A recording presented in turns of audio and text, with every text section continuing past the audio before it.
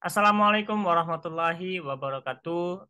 Selamat siang, selamat beraktivitas kembali. Perkenalkan, nama saya Dedi Fikriansa. Saya mahasiswa pasca sarjana S2 Ushahid Jakarta.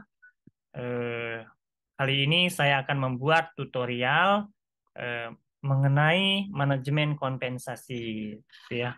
Saya mengerjakan tugas ini untuk menyelesaikan tugas ujian akhir semester saya di tahun ajaran 2002-2003.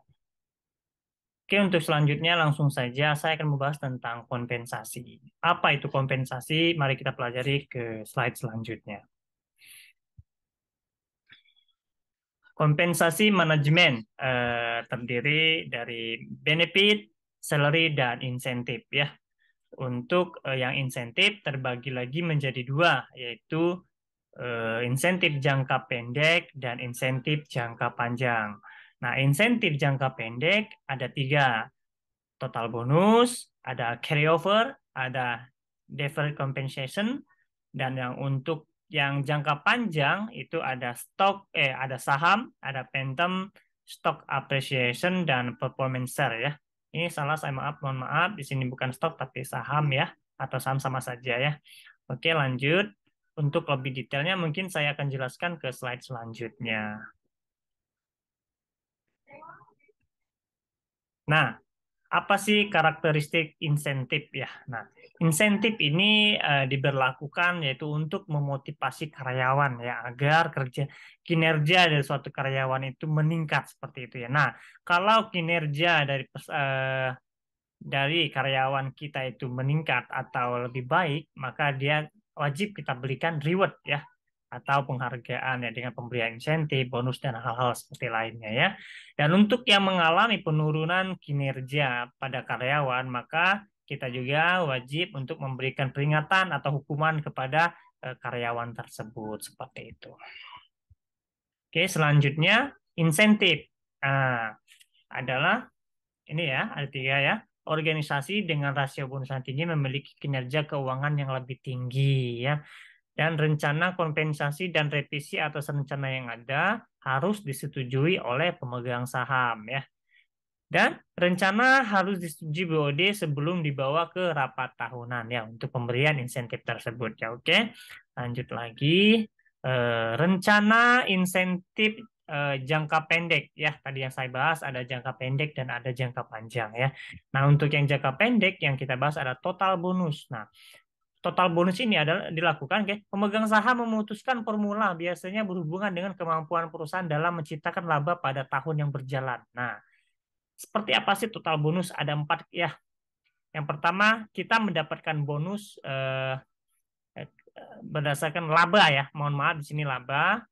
Laba dapatnya berapa? Di sini kalau labanya maupun turun, mau naik ataupun turun itu tidak berpengaruh.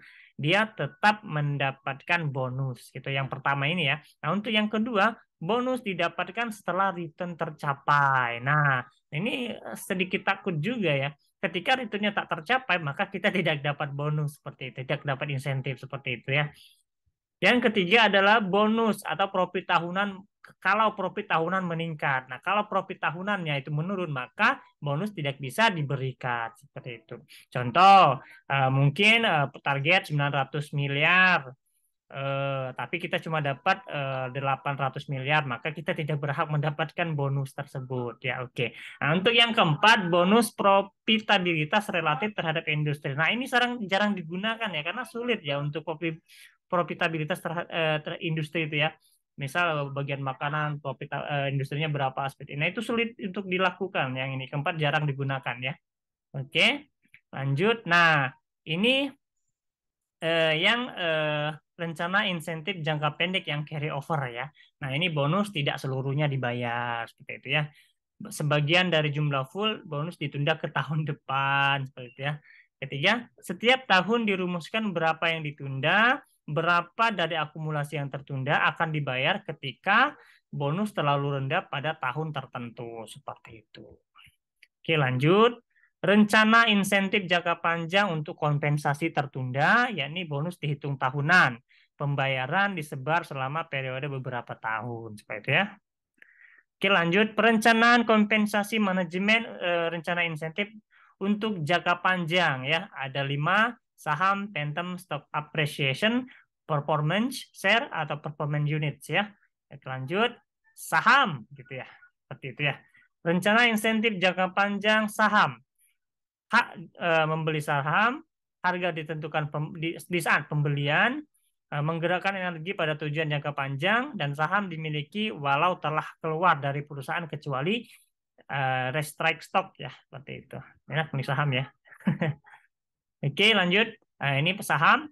Perusahaan memberikan insentif berupa saham diberikan saat ini dengan harga yang ditentukan saat ini. Tetapi hak membeli saham tersebut ditentukan 5 tahun sejak hak tersebut diberikan. Misal, saham yang boleh dibeli 700 lot, harganya sebesar 5.000 lembar per saham gitu. 5.000 rupiah per lembar saham gitu ya. Nanti setelah 5 tahun, manajer tersebut boleh menggunakan haknya. Manajer boleh untuk membeli 700 lot seharga 5.000 atau lembar tersebut. Meskipun di 5 tahun ya harga pasar dari saham tersebut bukan lagi 5.000, akan melainkan menjadi 7.000 seperti itu ya. Oke, jadi dapat untung 2.000 ya.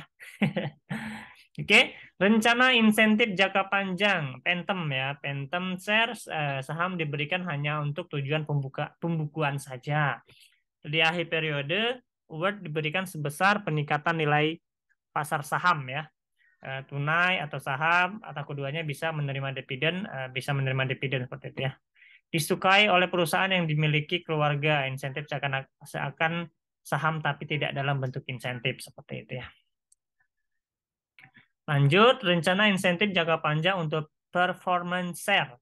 Saham diberikan kepada manajer apabila sasaran jangka panjang tercapai. Biasanya dari persenan pertumbuhan EPS ya. Tidak terpengaruh oleh harga saham. Seperti itu. Oke, lanjut. Rencana insentif jangka panjang untuk stock appreciation ya. Berdasarkan kenaikan nilai saham dari awal pemberian award hingga suatu tanggal di masa depan itu hampir rata-rata ya. Terus tidak menerima dividen sebagian dan hak menerima pembayaran tunai ya, gitu ya. Ini bisa dibaca sendiri tabelnya ya. Mungkin teman-teman lebih ahli ya seperti itu ya. Oke, lanjut. Terima kasih. Ini sedikit apa ya tutorial manajemen kompensasi dari saya. Terima kasih atas waktunya telah menonton. Terima kasih telah menyimak. Thank you for watching. Assalamualaikum warahmatullahi wabarakatuh.